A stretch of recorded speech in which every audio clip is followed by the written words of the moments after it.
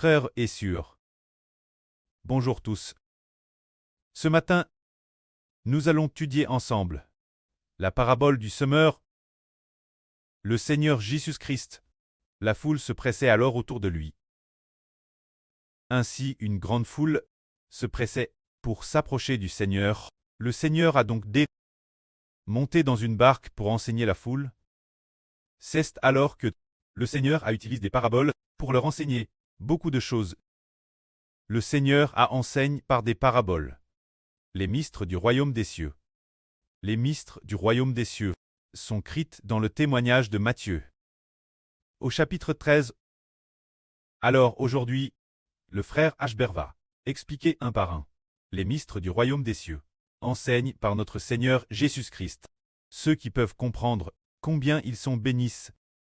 Le frère Bers souvient qu'en 2015, il semble que, un jour de 2015, le frère Ashbert est assis dans un café. Il a alors ouvert la Bible, la version Union chinoise de la Bible, et l'a lu TRS attentivement. Concernant l'évangile de Matthieu, chapitre 13, ce que le Seigneur Jésus-Christ avait dit, ces paraboles, mais il n'y avait aucune parabole lisible par le frère Ashbert. Pourtant, il désirait ardemment la lire. Mais peu importe comment il la lisait, il ne comprenait pas. Alors cet endroit, il continuait lire, lisant et recopiant en madame temps, recopiant et relisant encore sans y comprendre quoi que ce soit. C'est alors qu'un frère religieux quittait la porte, derrière la porte-vitre, regardait discrètement. C'était un vangliste qui regardait discrètement depuis un moment. Après avoir regardé pendant une demi-heure, il a constaté, frère Ashbert lisait très sérieusement le contenu de la Bible. Alors il a poussé la porte et a dit au frère Ashbert. C'était un ami étranger, un Coréen. Il a dit, bonjour frère. Bonjour. Vous faites très bien. Puis-je discuter de la Bible avec vous? Ashbert a dit, oui, bien sœur. Asseyez-vous, je vous en prie. Il s'est donc assis, en face de Ashbert. Ashbert lui a alors demandé, qu'est-ce que cette parabole du semeur, dite par le Seigneur Jésus-Christ signifie? Espérant qu'il puisse l'expliquer, mais ce frère, lui non plus ne comprenait pas. Ces paraboles dites par le Seigneur, c'était très curieux. C'était il y a plus de 10 ans. Le frère Ashbert désirait ardemment comprendre ces paraboles sur les mystres du royaume des cieux, dites par le Seigneur, mais il n'y avait aucune parabole qu'il pouvait comprendre. Ce frère religieux ne comprenait pas non plus. En fait, ce frère religieux était un témoin de Jéhovah, parce qu'il prêchait. Plus tard, le frère Ashbert et allé aux réunions de leur religion. Mais leur religion n'avait pas la parabole du semeur. L'explication est également fausse. D'autres du royaume des cieux. Les paraboles des mystres sont également mal expliquées. Jusqu'à ce que le frère Heber soit exclu de cette religion et traduise la Bible lui-même. Ensuite, après entre sorti. Le précleste Jéhovah, le mystre de la parabole du semeur, a enfin été RVL au frère Heber, pour que le frère Heber comprenne non seulement la parabole du semeur, mais comprenne aussi le contenu des autres paraboles. C'est parce que le preux a jugé que le moment est venu, pour faire comprendre son propre fils, ainsi qu'aux descendants de son fils, de pouvoir comprendre les mystres concernant le royaume des cieux, afin que ceux qui comprennent, comme le Seigneur a dit, que celui qui a des oreilles pour entendre, entende attentivement. En dehors de l'Apocalypse, il n'y a que 2 endroits qui disent que celui qui a des oreilles pour entendre, entende attentivement. L'un de ces endroits est la parabole du semeur. Ainsi donc, la parabole du semeur est une parabole extrêmement importante concernant le royaume des cieux. Et le mystre de la vie éternelle donne aux hommes. Lisons ensemble ce qui concerne la parabole du semeur. Le Seigneur Jésus-Christ dit ceci. Le royaume des cieux est semblable à un homme qui sortit pour semer. Comme il semait, une partie des semences tomba le long du chemin. Les oiseaux vinrent et se quittaient le long du chemin, mangrent toutes les semences. Une autre partie tomba dans des endroits pierreux peu profonds. Enfin, elle n'avait pas beaucoup de terre. La semence leva aussitôt et produisit des feuilles. Mais parce que la terre n'était pas profonde, quand le soleil parut, elle fut brûlée. Et cette jeune pousse nouvellement ne fut dèche.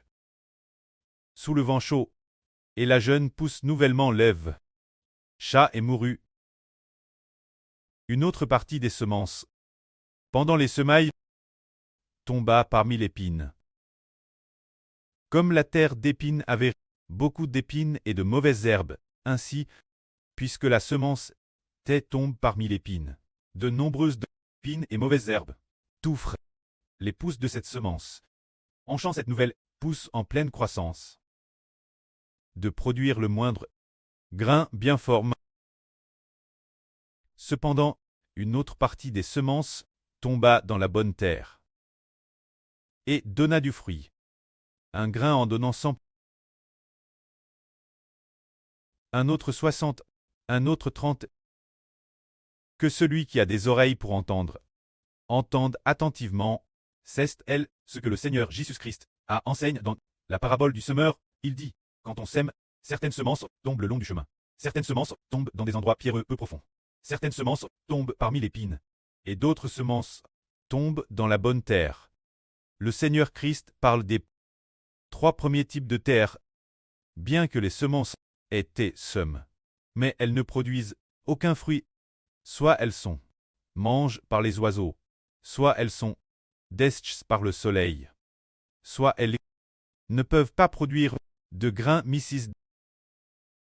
Mais celles semées dans la bonne terre prennent vraiment racines et germent pour donner des grains pleins, les uns 100 pour 1, les autres 30 pour 1, les autres 60 pour 1. Alors le frère Ashbert aimerait demander aux frères et sœurs que ce mâtre est à semer et à semer dans 4 endroits différents. Et si nous tions le semeur, où semerions-nous pour obtenir une récolte? Est-ce la semence au bord du chemin, qui en automne donnera une récolte, ou bien celle semée dans les endroits pierreux, qui donnera une récolte, ou bien celle semée parmi l'épine, qui l'automne donnera des fruits récoltés, ou bien celle semée dans la bonne terre, qui l'automne récoltera des fruits abondants? Bien SR ceste dans la bonne terre. Ainsi, nous savons que, pour semer ou planter du mas, planter du riz, ou planter toutes sortes de crâles, il faut chercher une bonne terre pour planter. Si c'est une mauvaise terre, et que nous plantons, nous travaillons dur, mais sans aucune récolte. Si c'est une terre au bord du chemin, DS qu'on esme, les oiseaux mangent tout. Alors, malgré les efforts, il n'y a absolument aucun fruit. Bien SR, c'est une parabole du Seigneur Christ. Alors, que veut dire en réalité cette parabole que le Seigneur a dite? Beaucoup de gens écoutaient alors, mais le Seigneur a dit la parabole sans l'expliquer. Ainsi, beaucoup de gens on écoute, se disant que pour ce qui est de semer, mon preux a aussi dit sème, ce que le Seigneur Jésus-Christ enseigne, mon preux a aussi somme dans les champs. Certaines terres étaient bonnes et pouvaient produire du grain. Mais la mauvaise terre, en effet, ne produisait rien. La terre au bord du chemin, en effet, a vu ses graines mangées par les oiseaux. La terre pleine d'épines et de mauvaises herbes, en effet, ne laissait pas pousser de jeunes pousses. Il n'y avait pas de grain, ni aucune récolte. Tout cela, nous le savons. Mais le Seigneur Christ, le Seigneur Jésus, que voulait-il dire par cette parabole? De quoi parle-t-elle? Le Seigneur a dit la parabole, mais sans l'expliquer, si bien que personne ne savait ce qu'il disait. Ce moment-là, les disciples vinrent lui demander en privé, en disant, Seigneur, tu parles la foule? Pourquoi en parabole? Tu devrais parler clairement. Pour eux, ce serait mieux. Pourquoi parles-tu en parabole sans leur expliquer? Nous voulons aussi savoir ce que signifie cette parabole, mais pourquoi ne fais-tu que dire des paraboles sans en donner l'explication? La foule, les disciples trouvaient cela étrange aussi. Pourquoi le Seigneur n'expliquait pas la parabole? La foule, mais disait seulement la parabole. Alors le Seigneur répondit, les mystères du royaume des cieux ne vous sont donnés vous de comprendre, mais pas eux. Ils savent que le Seigneur disait des paraboles, les paraboles du royaume des cieux, uniquement pour que les disciples sachent, et non les gens du dehors. C'est pourquoi le Seigneur utilisait des paraboles. Puis le Seigneur dit encore, c'est pourquoi écoutez attentivement. Car celui qui a, on donnera encore plus, pour qu'il soit dans l'abondance. Mais celui qui n'a pas, madame ce qu'il a, lui sera retiré. C'est pour cela que j'utilise des paraboles, pour leur parler, afin que, ils ont beau regarder, ils ne comprennent pas. Ils ont beau entendre, ils ne saisissent pas. Le Seigneur dit, le Seigneur utilise exprès des paraboles, pour faire exprès ce que les gens regardent, mais ne comprennent pas, pour faire exprès ce que les gens entendent, mais ne saisissent pas. C'est pour cela que le Seigneur Jésus-Christ utilisait des paraboles, ce qui sous-tend que le Seigneur utilise des paraboles pour expliquer les mystères du royaume des cieux, en cachant librement cela aux autres, pour ne le faire savoir que ceux qui l'aiment. Ce moment tel, le Seigneur dit encore, écoutez attentivement, car celui qui a, on donnera encore plus, pour qu'il soit dans l'abondance, ce qui signifie qu'il demande aux disciples d'écouter attentivement les mystères du royaume. Et s'ils comprennent, le Seigneur leur accordera de plus en plus de bénédictions. Ce moment tel, le Seigneur cite à nouveau les paroles du prophète Saé. Le prophète Saé dit, la prophétie d'Ésaïe s'accomplit en eux. Jéhovah dit, vous aurez beau entendre, et vous ne comprendrez point, vous aurez beau voir, et vous ne verrez point. Saé souligne la raison de leur incrédulité, en disant, Jéhovah dit, je vais rendre le cœur de ce peuple insensible, l'endurcir, rendre leurs oreilles sourdes, et boucher leurs yeux, de peur que leurs yeux ne voient, que leurs oreilles n'entendent, que leur cœur ne comprenne, qu'ils ne se convertissent, et ne soient guéris. Qu'est-ce que cela signifie? C'est dire que, à l'époque du prophète Isaïe, beaucoup de gens, tous ne croient pas en Jéhovah. De très nombreuses personnes s'éloignent de notre pré-cleste Jéhovah. Pour quelle raison se sont-ils éloignés? N'ont-ils pas cru en Jéhovah? C'est pour cette raison.